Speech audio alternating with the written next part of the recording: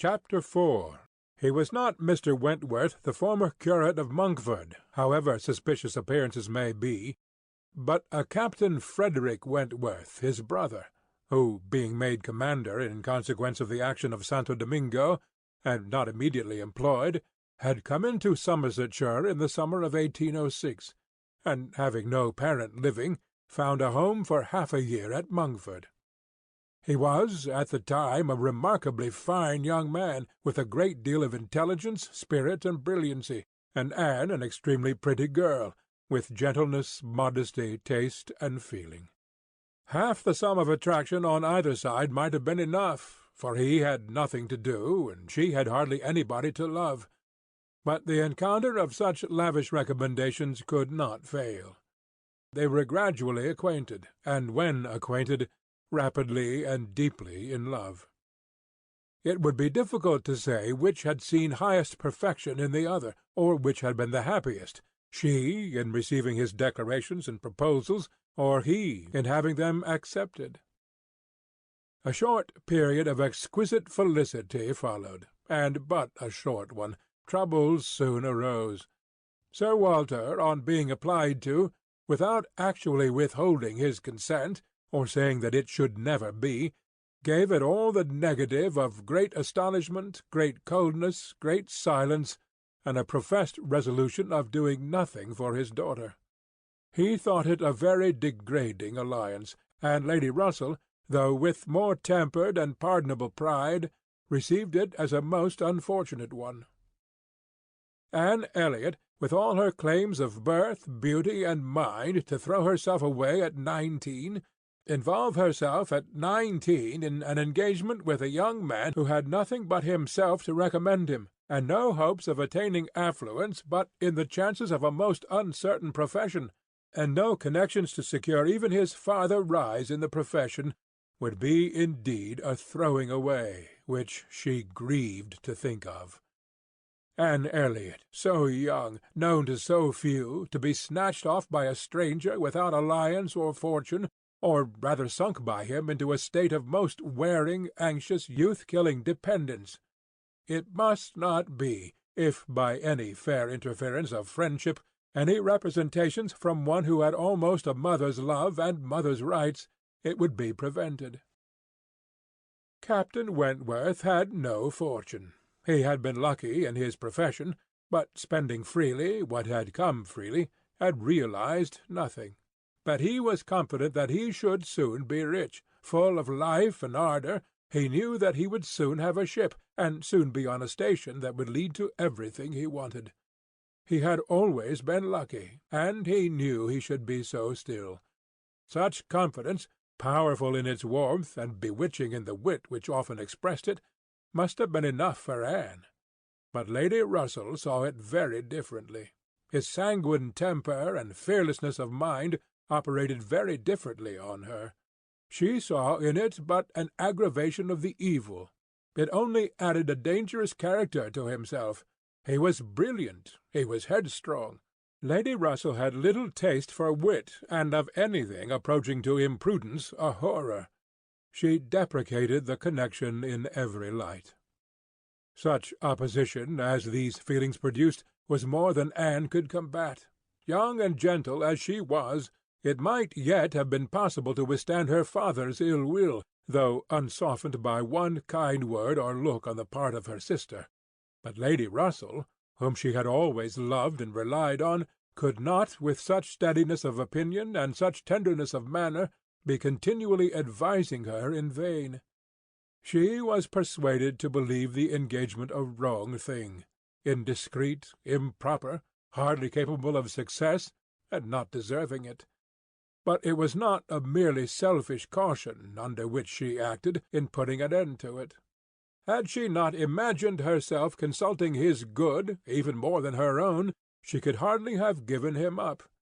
The belief of being prudent and self-denying, principally for his advantage, was her chief consolation, under the misery of a parting, a final parting. And every consolation was required, for she had to encounter all the additional pain of opinions on his side, totally unconvinced and unbending, and of his feeling himself ill-used by so forced a relinquishment. He had left the country in consequence. A few months had seen the beginning and the end of their acquaintance, but not with a few months ended Anne's share of suffering from it. Her attachment and regrets had for a long time clouded every enjoyment of youth, and an early loss of bloom and spirits had been their lasting effect. More than 7 years were gone since this little history of sorrowful interest had reached its close, and time had softened down much, perhaps nearly all, of peculiar attachment to him. But she had been too dependent on time alone. No aid had been given in change of place, except in one visit to Bath soon after the rupture, or in any novelty or enlargement of society. No one had ever come within the Kellynch circle who could bear a comparison with Frederick Wentworth as he stood in her memory. No second attachment, the only thoroughly natural, happy, and sufficient cure at her time of life, had been possible to the nice tone of her mind, the fastidiousness of her taste, in the small limits of the society around them. She had been solicited, when about 22, to change her name by a young man who had not long afterwards found a more willing mind in her younger sister, and Lady Russell had lamented her refusal, for Charles Musgrove was the eldest son of a man whose landed property and general importance were second in that country only to Sir Walter's, and of good character and appearance. And however Lady Russell might have asked yet for something more while Anne was 19, she would have rejoiced to see her at 22 so respectably removed from the partialities and injustice of her father's house, and settled so permanently near herself. But in this case Anne had left nothing for advice to do, and though Lady Russell, as satisfied as ever with her own discretion, never wished the past undone, she began now to have the anxiety which borders on hopelessness for Anne's being tempted, by some man of talents and independence, to enter a state for which she held her to be peculiarly fitted by her warm affections and domestic habits.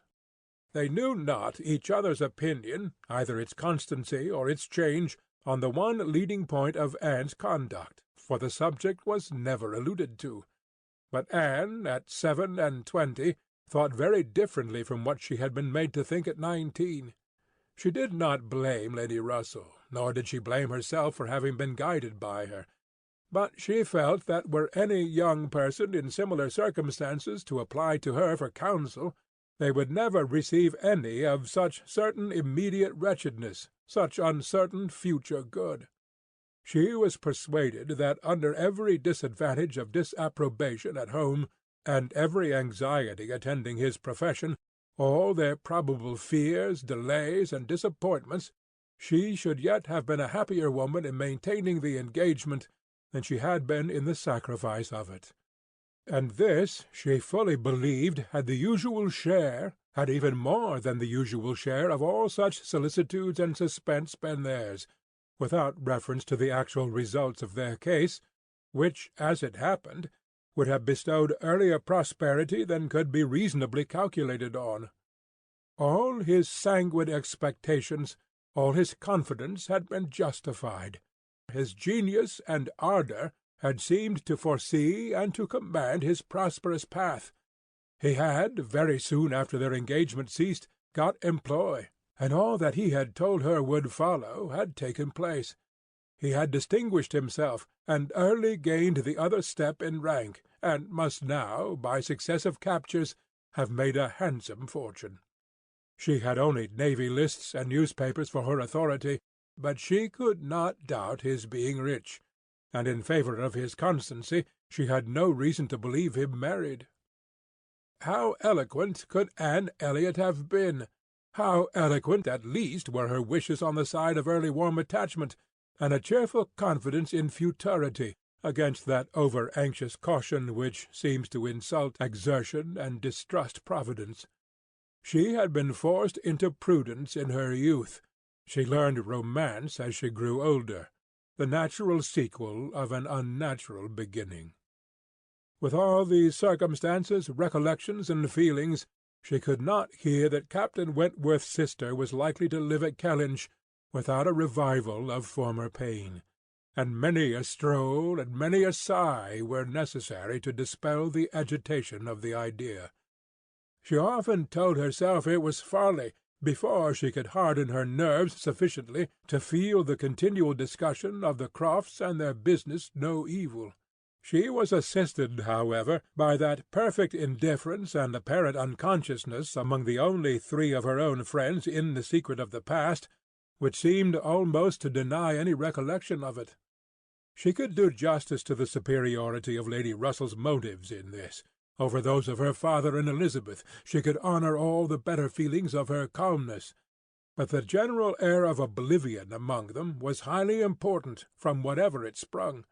And in the event of Admiral Croft's really taking Kellynch Hall, she rejoiced anew over the conviction which had always been most grateful to her, of the past being known to those three only among her connections, by whom no syllable, she believed, would ever be whispered, and in the trust that among his, the brother only with whom he had been residing had received any information of their short-lived engagement. That brother had been long removed from the country, and being a sensible man, and moreover a single man at the time, she had a fond dependence on no human creature's having heard it from him.